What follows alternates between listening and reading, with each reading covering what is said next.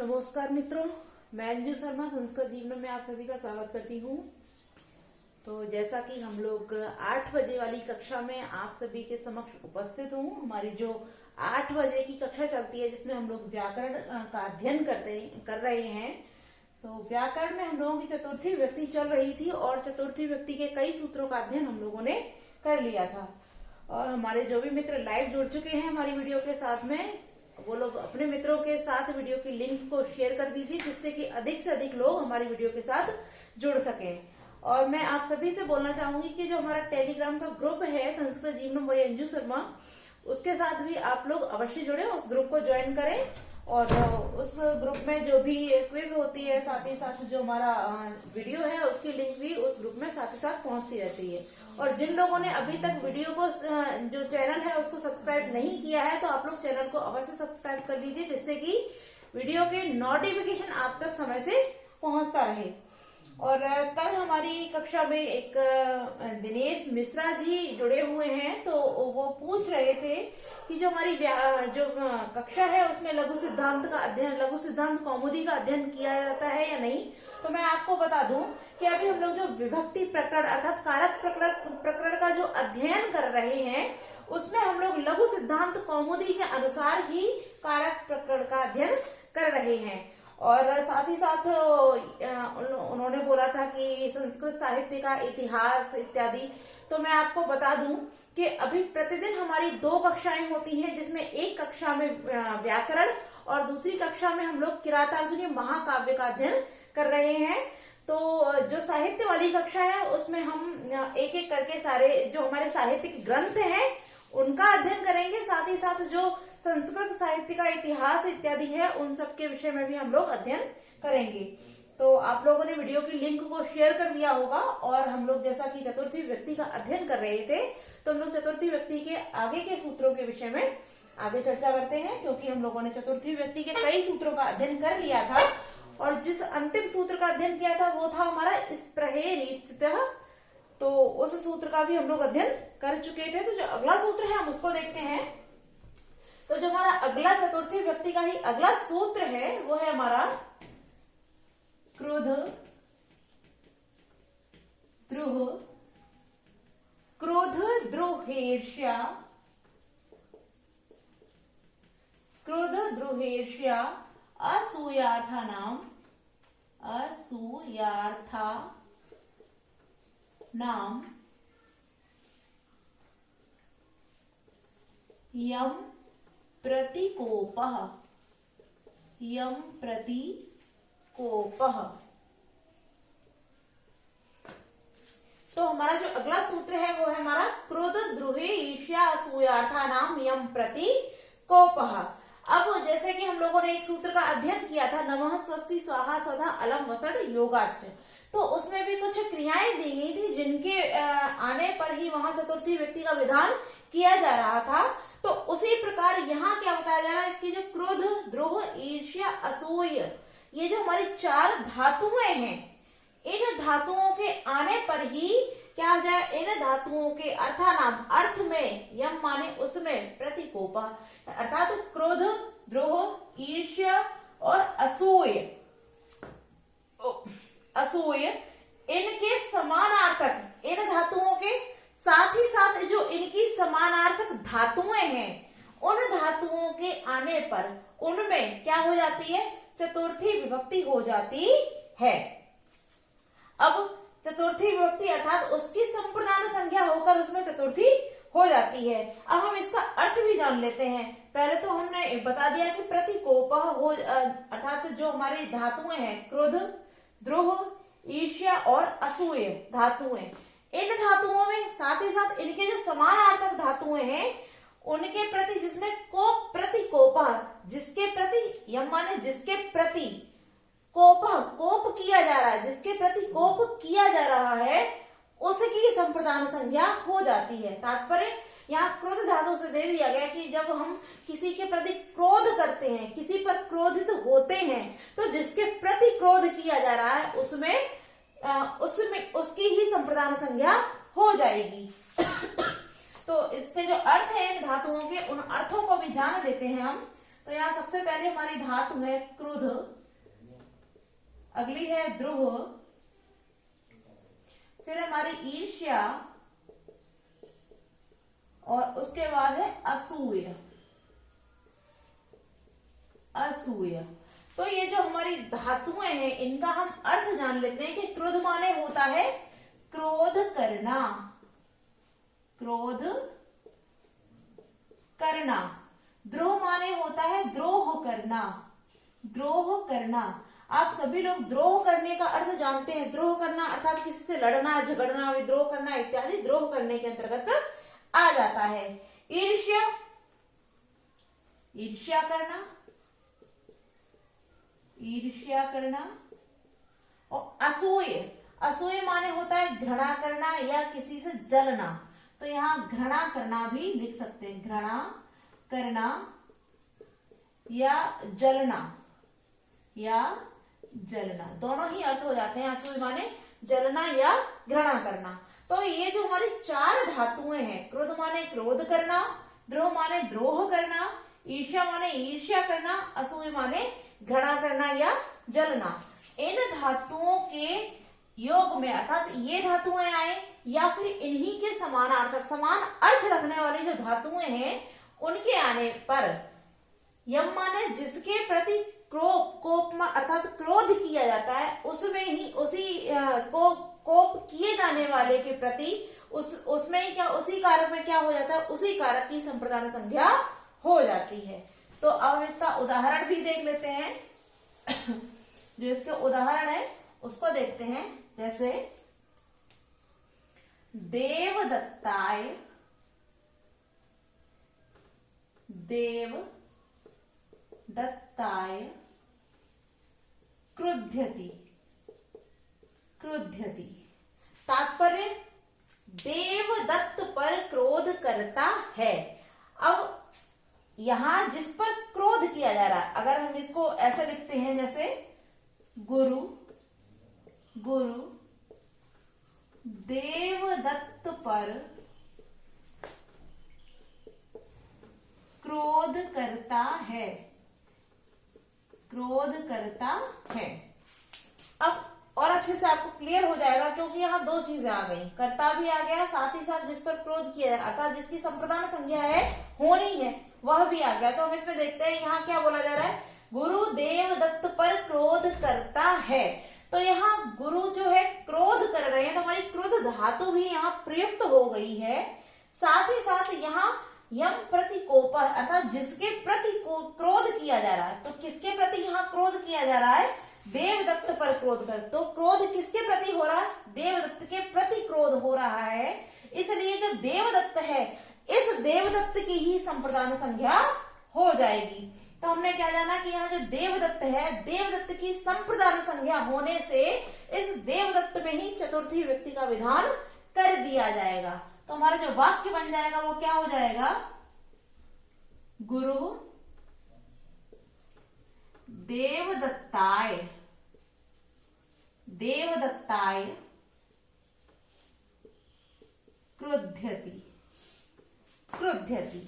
तो इसका जो वाक्य संस्कृत में बना, क्योंकि हमने अभी आपको बताया कि गुरु क्योंकि करता है लेकिन जिसके प्रति क्रोध किया जा रहा है, जिसके प्रति क्रोध किया जा रहा है उसकी यहाँ पर संप्रदान संज्ञा होगी।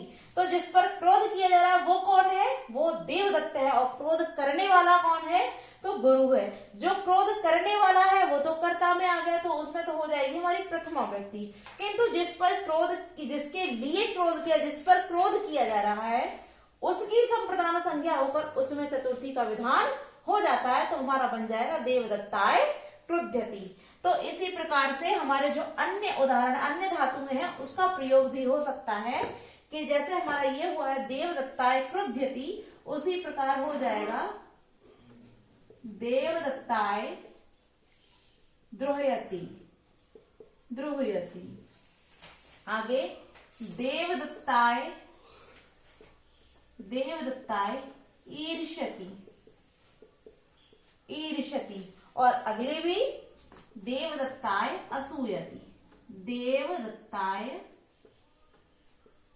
असूयति, ठीक है, तो हमने इसके इस सूत्र के जो 4 धातुएं थी उन चारों धातुओं का प्रयोग यहाँ पर देख लिया है।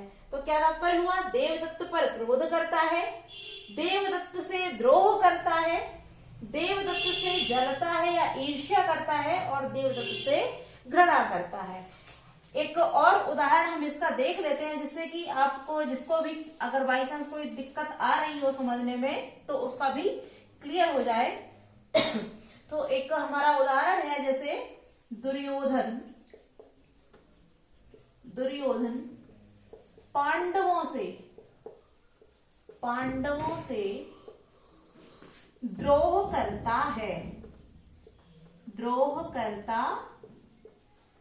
है। अब यहाँ हम ये देखते हैं कि यहाँ हमारी द्रोह धातु का प्रयोग कर लिया गया। तो क्योंकि द्रोह करता है तो द्रोह धातु आ गई है। अब जो द्रोह करने वाला है वो कौन है? दुर्योधन है। किंतु यहाँ क्या होता है? जिसके प्रति द्रोह किया जा रहा है वो कौन है?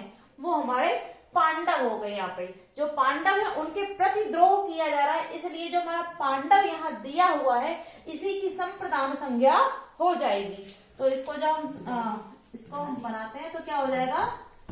दुर्योधन। अब क्योंकि यहाँ पांडवों से, जो पांडव थे वो 5 थे, इसलिए यहाँ जो पांडव है वो बहुवचन में हो जाएगा। तो यहाँ जो चतुर्थी लगेगी वो बहुवचन की लगेगी। तो जो चतुर्थी बहुवचन लगाएंगे तो हमारा हो जाएगा पांडवेभ्य द्रोहयति। दुर्योधन पांडवों से द्रोह करता है। तो आप सभी का ये क्लियर हो गया होगा। हम अपना अगला सूत्र देखते हैं। हमारा जो अगला सूत्र है चतुर्थी विभक्ति का, तो हमारा जो अगला सूत्र है वो है गत्यर्थ कर्मणि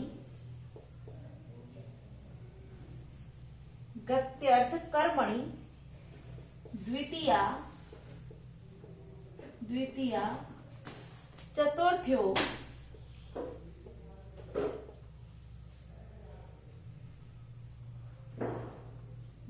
चतुर्थ्यो चेष्टायामन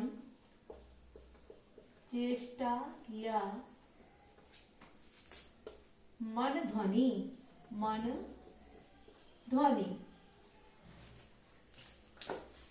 गत्यर्थ कर्मणि द्वितीया चतुर्थ्यो चेष्टायां मन ध्वनि। तो इस सूत्र में क्या बताया जा रहा है कि जो गत्यर्थक धातुएं होती हैं, गत्यर्थक धातुओं के कर्म में जो गति वाली धातुएं होती हैं, ऐसी धातुओं के कर्म में द्वितीया और चतुर्थी, इसीलिए यहाँ चतुर्थ्यो लिखी है, अर्थात द्विवचन में चतुर्थ्यो। तो द्वितीया और चतुर्थी विभक्तियां हो जाती हैं, किंतु कब? चेष्टायाम अनध्वनि, अर्थात चेष्टायाम जब शारीरिक रूप से कोई हरकत की जाती है। चेष्टायाम अर्थात जब चेष्टा की जाती है किसी चीज के लिए, अर्थात शारीरिक रूप से किसी कार्य को किया जाता है, तब गत्यर्थ, गति अर्थ वाली धातुओं के कर्म में, धातुओं में नहीं कर्म में, धातुओं के कर्म में द्वितीय और चतुर्थी दोनों विभक्तियों का विधान हो जाता है। अब हम इसका जो उदाहरण है उसको देखते हैं। जैसे गांव को जाता है, गांव को जाता है। अब यहाँ गांव को जाता है तो जो जाना है ये हमारी गत्यर्थक धातु है, क्योंकि यहाँ गम धातु आ गई। गम तात्पर्य जाना, तो यहाँ गम धातु के आने से जो गति अर्थ हुआ, क्योंकि जाना गम धातु जो है वो गत्यर्थक धातु होती है, गति अर्थ के लिए ही प्रयुक्त होती है। तो यहाँ गति अर्थ के आने के कारण, गति वाली गत्यात्मक धातु के आने के कारण जो उसका कर्म है, अब कर्म क्या हो गया? गांव। तो जो गांव है इसमें द्वितीय या चतुर्थी आप किसी भी व्यक्ति का विधान कर सकते हैं। तो इसका जो रूप बनेगा वो क्या हो जाएगा?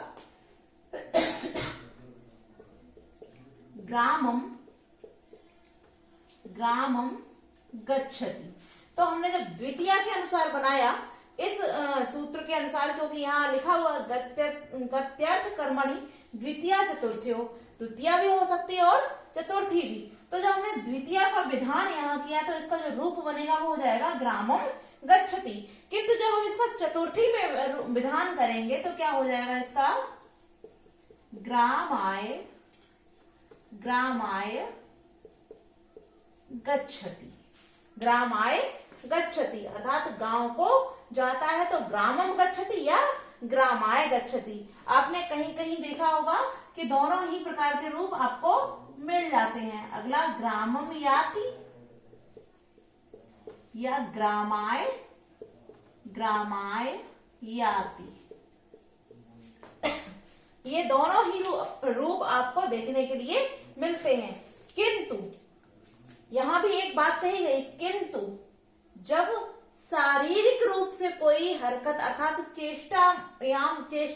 चेष्टा को नहीं किया जाता, अर्थात केवल जब गति अर्थ होती है, किंतु जब शारीरिक रूप से कोई चेष्टा की जाती, कोई कार्य किया था, तभी वहां द्वितीय और चतुर्थी होंगे।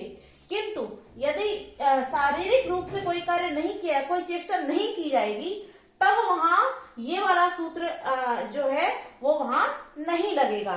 तो जैसे एक हमारा एग्जाम्पल है वो भी देख लेते हैं। जैसे मनसा हरिम गच्छति, मनसा हरिम गच्छति। अब यहाँ ये सूत्र नहीं लगा। क्यों नहीं लगा? क्योंकि यहाँ जो है वो क्या कह रहा है कि मनसा हरिम गच्छति, मन से हरि को जाता है। तो यहाँ मन से वो जा रहा है, उसके शारीरिक रूप से कोई कार्य नहीं किया जा रहा है, और शारीरिक रूप से कार्य न किए जाने के कारण यहाँ जो हरिम है उसमें ये सूत्र नहीं लगा। जो हमारा द्वितीय का सूत्र है उस सूत्र का विधान यहाँ किया गया। जो गत्यर्थ जो हमने सूत्र पढ़ा था उस सूत्र का यहाँ विधान है, किंतु इस सूत्र का यहाँ विधान नहीं होगा। क्योंकि यदि इस सूत्र का विधान होता तो इस हरिम की दोनों ही प्रकार की अर्थात या तो द्वितीय और चतुर्थी दोनों ही रूप बन सकते थे, किंतु यहाँ द्वितीय का विधान हुआ है ना कि चतुर्थी का। इसलिए यहाँ मन से जा रहा है ना कि शारीरिक रूप से, इस कारण यहाँ ये सूत्र यहाँ लागू नहीं होता है। एक एग्जाम्पल और हम देख लेते हैं। एक एग्जाम्पल और है पंथान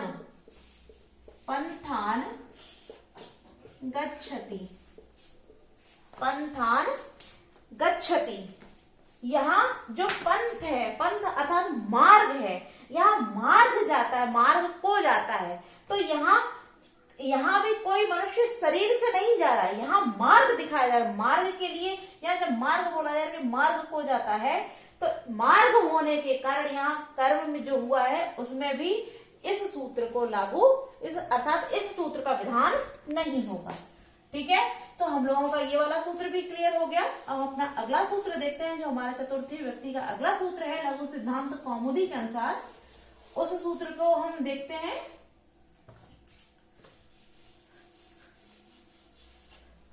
तो हमारा अगला सूत्र है, सूत्र नहीं, उसको सूत्र नहीं, वो वार्तिक है हमारा, वार्तिक। तो जो हमारा वार्तिक है वो है तादर्थे चतुर्थी वाच्य,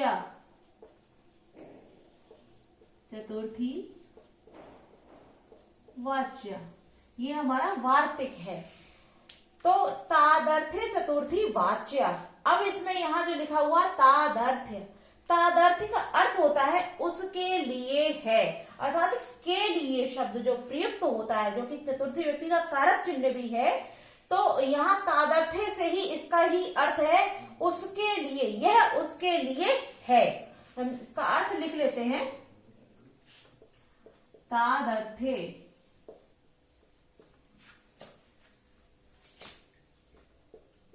उसके लिए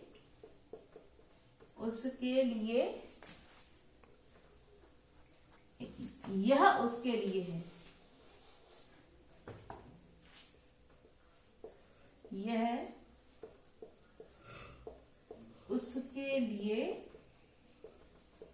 है, यह उसके लिए है। इस अर्थ में जिसके लिए कोई वस्तु होती है, उसके वाचक शब्द में चतुर्थी हो जाती है।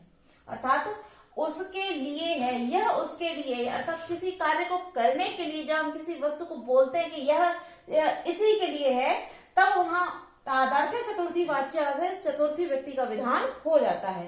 अब इसका एग्जाम्पल हम देखते, जो उदाहरण है वो देखते हैं। जैसे हमारा है कुंडल बनाने के लिए, कुंडल बनाने के लिए, कुंडल बनाने के लिए सुवर्ण, सुवर्ण। तात्पर्य कि कुंडल बनाने के लिए सुवर्ण है, अर्थात कुंडल का निर्माण करने के लिए ही क्या है, सोना। जो सोना है वो किस लिए है, कुंडल को बनाने के लिए। तो यहाँ उसके लिए ही है। जो सुवर्ण है वो किसके लिए है, कुंडल के लिए। तो जिसके लिए है उसी की यहाँ पर चतुर्थी व्यक्ति अर्थात उसी में संप्रदान जो संज्ञा है वो हो जाएगी। तो कुंडल में ही चतुर्थी व्यक्ति का विधान हो जाएगा। तात्पर्य क्या होगा, जो इसका रूप बनेगा वो हमारा हो जाएगा कुंडलाय, कुंडलाय सुवर्णम, सुवर्णम, कुंडलाय सुवर्णम। या सुवर्ण को हम हिरण्य भी बोलते हैं तो हिरण्यम भी कर सकते हैं आप। क्या हो जाएगा इसका, कुंडलाय सुवर्णम या कुंडलाय हिरण्यम। एक और एग्जांपल इसका हम देख लेते हैं। जैसे काव्य के लिए, सॉरी काव्य यश के लिए है, काव्य यश के लिए, यश के लिए है। अब यहां भी क्या बताया गया, यहां बताया था कि सुवर्ण कुंडल के लिए है। अब यहाँ कह रहे यश के लिए है, किंतु क्या, काव्य। तो उसके लिए है, किसके लिए, यश के लिए है क्या, काव्य।